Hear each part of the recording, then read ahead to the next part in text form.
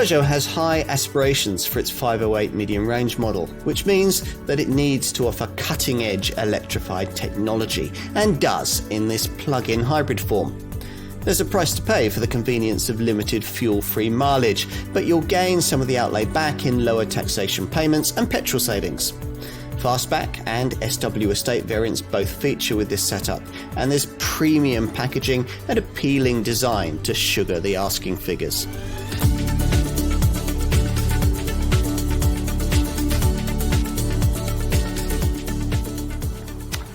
Stricter emissions regulations have forced every brand to invest in electrified engine tech, and it's been interesting to see how different manufacturers have prioritised the different technology options the industry currently has to offer. The French PSA Group, which owns the Peugeot, Citroën DS and Vauxhall brands, has chosen to ignore the two self-charging options, mild and full hybrids, and instead install full EV powertrains in its smaller models and plug-in hybrid engines in its larger ones, cars like this Peugeot 508 hybrid. The same setup is offered in the Lion brand's 3008 mid-sized SUV, but with the 508 it can't be had in 300 horsepower all-wheel drive form. With the 508 hybrid, the idea is to address a primarily business-orientated clientele attracted by the low taxation opportunity that models of this kind offer.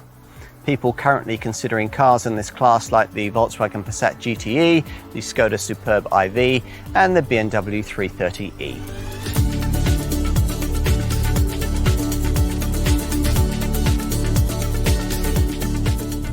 This, in theory, is the fastest 508 variant you could choose.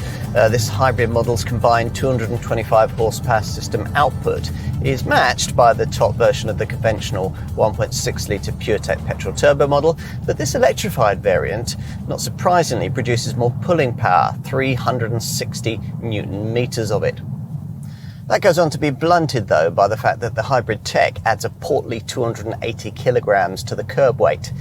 This actually isn't the first time we've seen a hybrid 508 model. The first generation design was available in electrified form too, but that was a self-charging setup mated to a diesel engine. This time round, a 180 horsepower 1.6 litre turbo petrol power plant combined with an 8-speed auto gearbox is mated to a 110 horsepower electric motor on the front axle, powered by an 11.8 kilowatt hour lithium-ion battery. When fully charged, this allows for 32 miles of WLTP-rated all-electric driving range. You get 4 driving modes, with the ones you'll be using most of the time being the hybrid and comfort settings that choose the best mix of electric and petrol propulsion to suit the driving style whilst optimizing efficiency, the latter softening the standard adaptive damping. The alternative settings are either Sport, where the car combines the power of the electric and petrol motors to offer livelier performance, and Electric, battery power only, in which guise the car is apparently able to run at up to 84 miles an hour. With the engine chiming in, 62 miles an hour from rest occupies 8.3 seconds, and the top speed is limited to 155 miles an hour. The hybrid system's extra weight slightly blunts the handling, but refinement is exemplary, even with the PureTech engine working, and the ride is superb.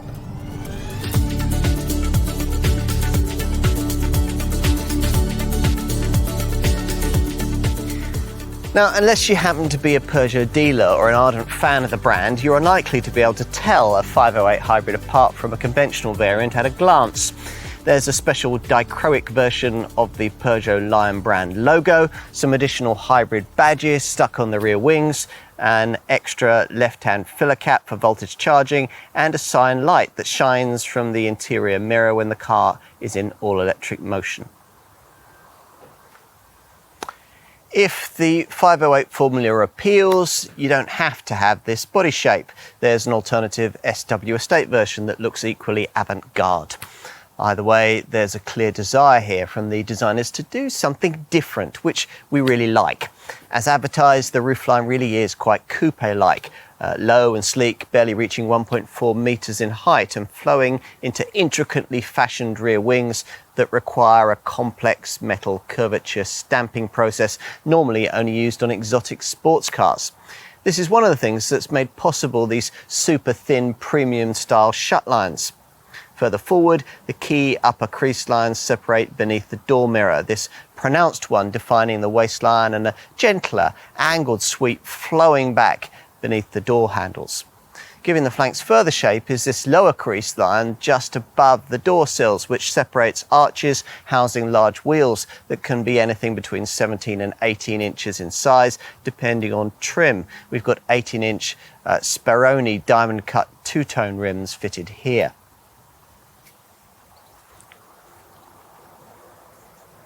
It may well be, though, that it's the sharky looks of this front end that'll really sell this car to you, in which case you might want to be aware that two of the things that most notably characterise it aren't available with the cheapest Allure trim level.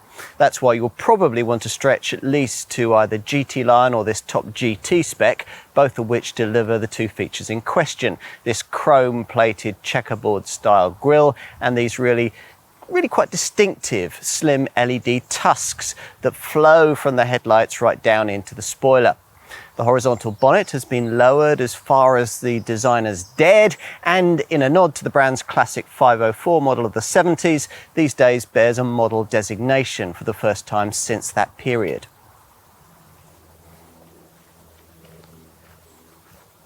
We also like the rear treatment with its elegantly raked back tailgate and rear lights that sit behind stylised glass panels. The ultimate visual effect possible here is also trim specific. Only top models like this one get full LED 3D rear illumination with a pronounced claw effect signature that springs into life as part of a welcome sequence when you unlock the car. The lamps feature adaptive intensity, different appearance depending on your pavement perspective, and as usual with modern Peugeot designs, are separated by a glossy black horizontal strip. Of course, as ever, what's more important is the stuff you can't see. In this case, a sophisticated EMP2 platform that's enabled this second generation 508 model to shed 70 kilograms of weight.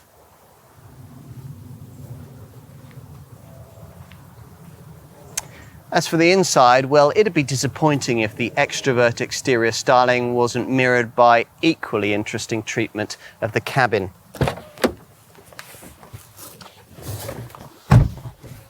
And that's just what you get. Here you get a very different design to the kind of thing you'd normally expect to find in this segment, with a standard of fit and finish that justifies Peugeot's premium pretensions. The hybrid model changes are subtle in this very high quality cabin. There's a little lightning bolt piano key button just below the centre dash infotainment screen, which accesses various hybrid specific functions.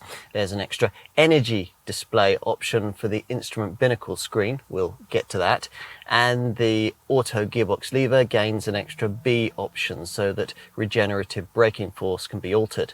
That's about it. As ever with a 508, the interior feels of much higher quality than you'd expect from a volume brand, aided in sophistication by a digital instrument binnacle screen and a huge display for the aforementioned central monitor. As usual with a modern Peugeot, there's an iCockpit dash layout you'll have to get used to that leaves you looking over the smaller steering wheel at the instrument binnacle rather than conventionally through it. Now, that wheel is small and low set, facilitating a wrist flick quality of steering feel that Peugeot reckons its owners really like. It features flattened top and bottom sections so that when you adjust the thing, it's easier to find a position that doesn't either brush your knees or obscure the gauges ahead. A few writers still complain that they can't see the digital dials unless they position the wheel lower than feels natural, but none of our testers have experienced that problem. A word about those instrument gauges. They represent another of this cabin's defining talking points. Conventional dials completely replaced by this fully configurable and customizable 12.3-inch colour screen. We mentioned earlier its extra energy display option, which shows a power meter with power, eco and charge sections to help you drive more economically. That power meter turns sideways on the right hand side of a second driving screen layout option, and there are 4 other screen layout options available: personal, minimum, dials and navigation, all accessed via a roller switch on the left hand side of the steering wheel. This prompts intricately animated changes from the state-of-the-art animation and gives visual priority to speed readouts, navigation mapping or driving safety features. Or you can choose to view only the absolute minimum of information if all of that gives you a headache. With the personal option, you can decide what the 2 main virtual dials will show: power meter, driving aids, engine info, a G-force meter, temperature, media, navigation, or trip computer information. Everything else you'll need to know can be found on what looks like a tablet PC attached to the fascia, a multi-function colour touchscreen that's 10 inches in size. This works well, though is sometimes a little slow to respond to requests. It can, like the instrument layout, display in your choice of 2 colours, blue or copper, as it deals with the usual stereo, phone, navigational and informational functions. It also has a mirror screen feature that, via the MirrorLink or Apple CarPlay systems, allows the monitor to show certain apps from compatible smartphones. We were less pleased to find this screen also burdened with the ventilation controls. In our view, key things like that are much better separated out. Still, on the plus side, the menus on this display are easier to access than they are in some other PSA Group models, because these beautifully crafted piano-style keys just below the monitor offer instant shortcut options to the monitor's most commonly used functions. The right-hand one is the lightning bolt key that we mentioned earlier.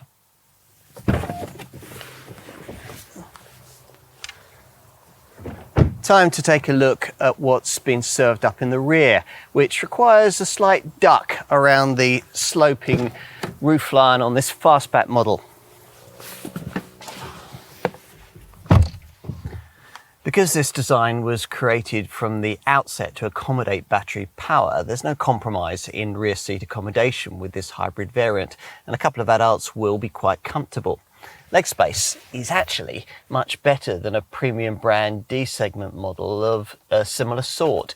There's 3 centimetres more legroom than you'd get in a comparable Audi A5 Sportback, for example. Now, of course, all of this is relative. You'd get considerably more space from something more mundane, like hybrid versions of the Ford Mondeo or Skoda Superb in this segment. Despite the swept-back roofline, headspace won't be at too much of a premium unless you're of basketball-playing stature. The relative narrowness of the cabin won't help if you have to take 3 folk back here, but the low transmission tunnel makes dealing with that eventuality easier than it would be in some rivals. There are seat back pockets, you get twin central vents, beautifully illuminated lower USB ports and decently sized door bins, plus this centre armrest with twin cup holders. The optional panoramic roof doesn't stretch back to illuminate things back here, but otherwise it's a very high quality feel. And it'll all feel particularly nice if you have a top variant with these intricately stitched seats. Unlike most other PHEVs, boot space is unaltered over the equivalent combustion engine model, which in this case means that you get 487 litres of capacity in the hatch and 530 litres in the SW estate. There's a 12-volt bag hook, tie-down points, and also a helpful compartment beneath the boot floor where you can store the charging cables, though you do lose the convenience of a spare wheel. If you need to take longer items, you'll be pleased to find a ski hatch provided. And if you flatten the rear bench, up to 1,537 litres of capacity can be freed up, or up to 1,780 litres in the SW Estate version.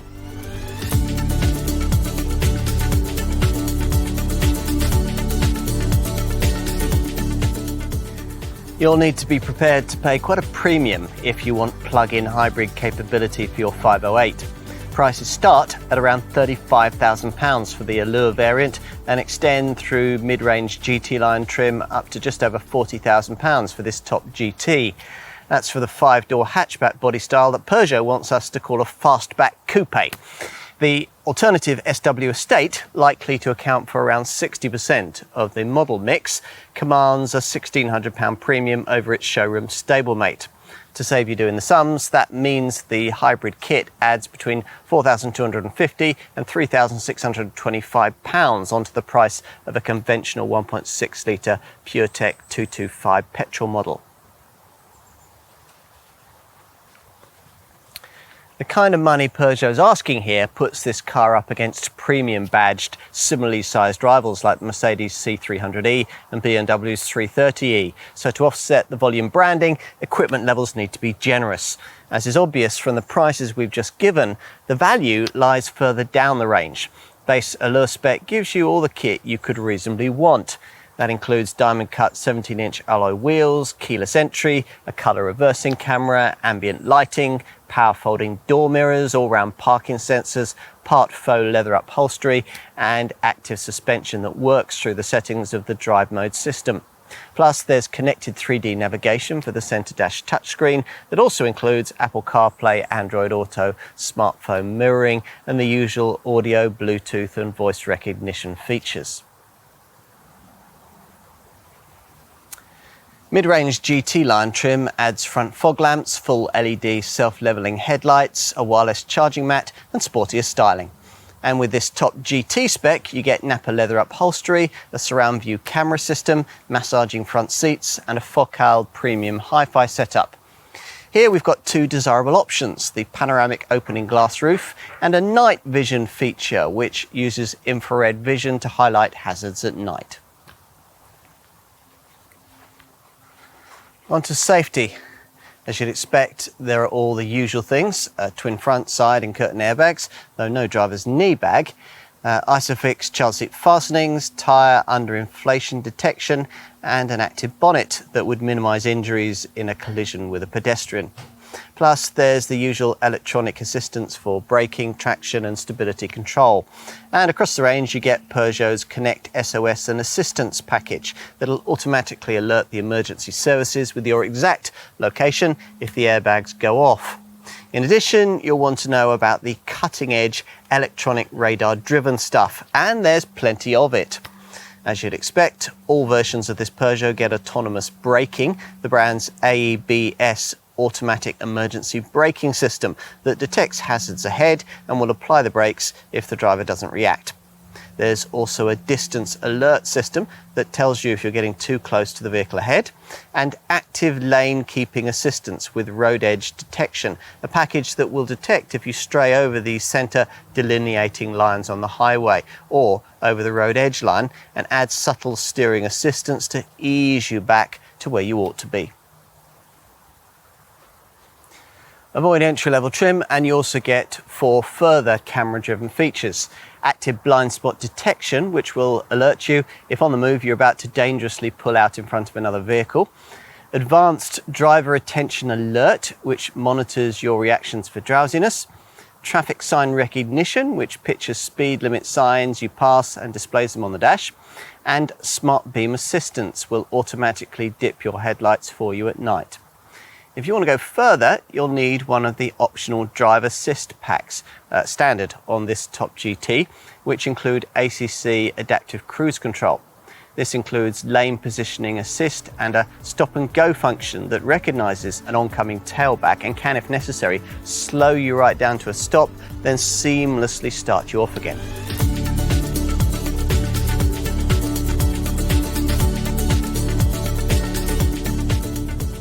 Let's get to the efficiency figures. We've covered the 32-mile WLTP rated all-electric driving range. It's actually more like around 25 miles in real-world use. And we also ought to apply real-world thinking to projections of likely fuel economy, because the Fantasyland official combined WLTP figures, up to 235.5 miles to the gallon for the fastback hatch, clearly aren't likely to be replicated by the average owner. As a feather foot, we suppose 80 to 90 miles to the gallon might theoretically be possible, but your realistic average is going to be much less than that, and certainly less than you get from the equivalent diesel model. Rely on the petrol engine alone and you'd struggle to average 35 miles to the gallon. WLTP emissions are rated at up to 29 grams per kilometre for the hatch and 30 grams per kilometre for the SW. These figures will mean attractively low benefit-in-kind figures. At the time of this test in summer 2020, for a 508 hybrid with allure trim, a user in the 40% tax bracket would be paying £1,395 a year. To give you some perspective, if the same user were running a 508 with a 1.5 litre Blue HDI diesel engine, the annual taxation fee would be £2,415. Compared to, say, a conventional petrol 1.5 litre Ford Mondeo, this car would approximately halve a typical business user's annual benefit-in-kind taxation exposure. Talking of taxation, you'd have to think pretty hard before choosing this top GT version, because this variant's list price of over £40,000 means that a user would be paying a much higher annual VED bill, £455 from year 2 until year 6. Bear in mind that you'll need to find £300 extra to upgrade your 508 hybrid to a model incorporating a 7 kilowatt-hour monophase onboard charger that would be capable of accepting charge from anything faster than a domestic 3-pin socket. This halves charging time when charging with a typical garage 7 kilowatt wall box, and it really ought to be standard. Charging the 11.8 kilowatt-hour battery takes 3 hours and 45 minutes with a standard Mode 3 Type 2 cable, or 2 hours if the optional onboard charger has been fitted. You can use a provided smartphone app to set low tariff charging times. Peugeot is offering buyers 6 months free use of the Polar public charging network, but you won't be able to use the fastest rapid chargers.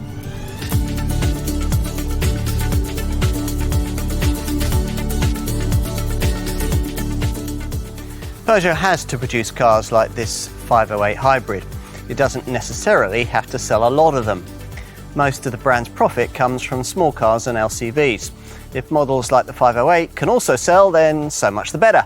But they can't drag down the brand's across-the-range collective CO2 performance in the way that would these days deliver eye-wateringly high EU fines. So plug-in tech needs to be offered in this 508 model, even if high pricing means that the market for it is still quite small. But we can see why you might want one, especially if you're seeking a stylish business conveyance and the current market trend for various flavours of SUV has passed you by. The taxation arguments are difficult to argue with, and the attraction of mostly fuel-free commuting mileage is considerable. As with a 388 hybrid, we think that you need to stick with base allure trim for the financials to really make sense. And in this case, we'd opt for the practicality of the alternative SW estate body style. With those caveats in place and a competitive finance deal on the table, this car starts to make some sort of sense. But if you don't agree, Peugeot won't worry too much. C'est la vie.